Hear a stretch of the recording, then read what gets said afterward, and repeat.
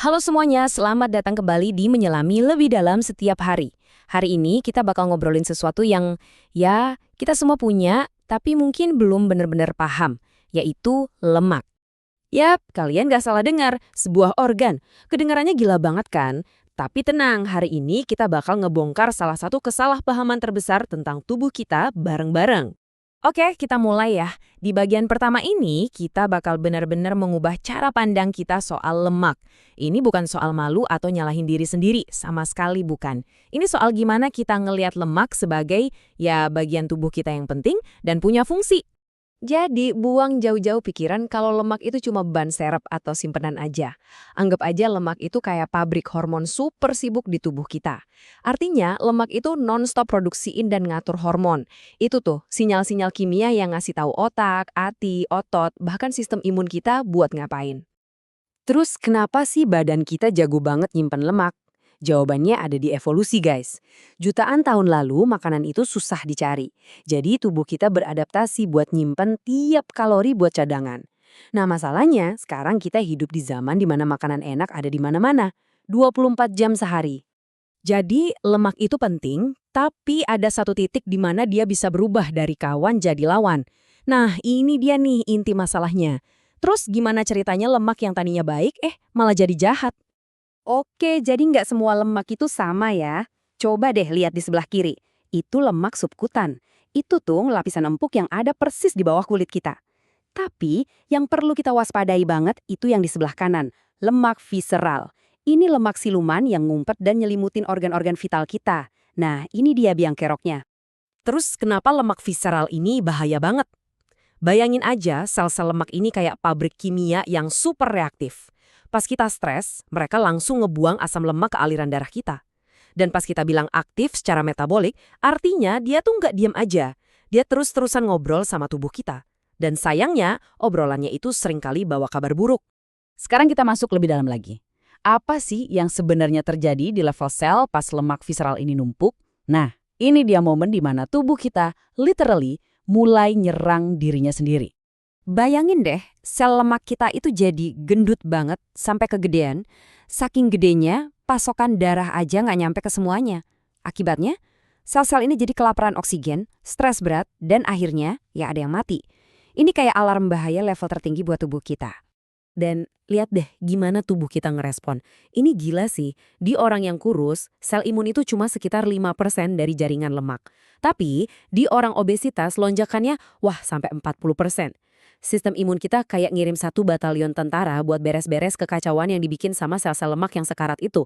Nah, ini dia masalahnya. Serangan sistem imun ini nggak pernah berhenti, yang akhirnya nyiptain peradangan kronis di seluruh tubuh. Ini kayak tubuh kita ada di mode serang teman sendiri terus-terusan, yang bikin luka-luka kecil di pembuluh darah, nyebabin plak numpuk, dan ujung-ujungnya ningkatin resiko penyakit jantung secara drastis. Dan kerusakannya nggak berhenti sampai di situ aja, guys. Peradangan ini juga bikin seluruh sistem hormon kita jadi kacau balau. Sinyal-sinyal penting di tubuh kita jadi simpang siur kayak salah sambung. Pertama, kenalan dulu sama leptin. Anggap aja ini hormon udah kenyangnya kita. Tugasnya simple, ngasih tahu otak, woi tangki udah penuh, stop makan. Dan yang bikin hormon ini ya sel lemak kita sendiri. Tapi pas kita punya kebanyakan lemak, otak kita tuh kayak dibanjiri leptin terus-terusan sampai akhirnya jadi budek. Ini kayak ada orang teriak-teriak di kuping kita nonstop. Lama-lama kan kita cuekin aja. Hasilnya, walaupun cadangan energi kita melimpah, otak kita tetap mikir kita kelaparan. Dan kekacauan hormon ini nggak cuma soal lapar doang. Lemak berlebih juga ganggu hormon seks kita, yang ternyata berhubungan langsung sama peningkatan risiko kanker. Faktanya, hampir 10% dari semua kasus kanker di Amerika itu ada hubungannya sama kelebihan berat badan. Itu angka yang gede banget loh. Dan sekarang, kita sampai di puncak kekacauan hormon ini. Jalan tol yang lurus menuju gerbang diabetes. Oke, kenalan dulu sama insulin. Jadi gini, insulin tuh kayak kunci yang ngebuka pintu di sel-sel kita biar gula dari darah bisa masuk dan dijadiin energi. Anggap aja ini sinyal makan malam siap buat sel-sel kita. Slide ini nunjukin banget gimana prosesnya. Langkah pertama, sel-sel kita mulai nyuekin insulin gara-gara semua peradangan tadi. Langkah kedua, pankreas kita panik dan mulai kerja lembur, mompa insulin lebih banyak. Langkah ketiga, akhirnya setelah bertahun-tahun digeber, pankreas capek, nyerah deh. Dan boom, langkah keempat, diabetes tipe 2. Insulin anjlok, gula darah naik gila-gilaan. Analogi ini benar-benar kena banget. Gula darah tinggi yang gak kekontrol itu beneran kayak ada serpihan kaca super kecil yang ngalir ke seluruh tubuh, ngerusak pelan-pelan hampir semua organ yang kita punya. Ngeri ya? Oke, itu tadi semua berita buruknya. Tapi setelah semua itu, ini dia bagian terbaiknya. Bagian yang paling ngasih harapan. Karena semua kerusakan ini ternyata bisa dibalikin. Intinya adalah ini guys, sebagian besar kerusakan yang barusan kita omongin itu nggak permanen, tubuh kita itu punya kemampuan yang luar biasa buat nyembuhin dirinya sendiri. Jadi, gimana caranya tubuh kita nyembuhin diri? Pas kita mulai ngurangin lemak berlebih itu, disitulah keajaiban mulai terjadi. Sel lemaknya ngecil dan gak stres lagi. Sistem imunnya jadi tenang, peradangannya berhenti, gula dan lemak di darah balik normal. Sinyal hormon mulai benar lagi, dan organ-organ kita mulai pulih dari semua serangan itu. Bahkan diabetes tipe 2 sering banget bisa pulih. Luar biasa kan?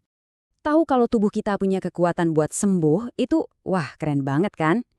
Jadi pertanyaannya buat kita semua, dengan bekal pengetahuan ini, kira-kira satu pilihan kecil apa yang bisa kita buat mulai hari ini? Tekan tombol suka jika Anda menikmati ini, bagikan ke teman-teman, dan berlangganan untuk konten lainnya. Tulis pendapat Anda di kolom komentar di bawah. Sampai jumpa besok di waktu yang sama. Sampai nanti.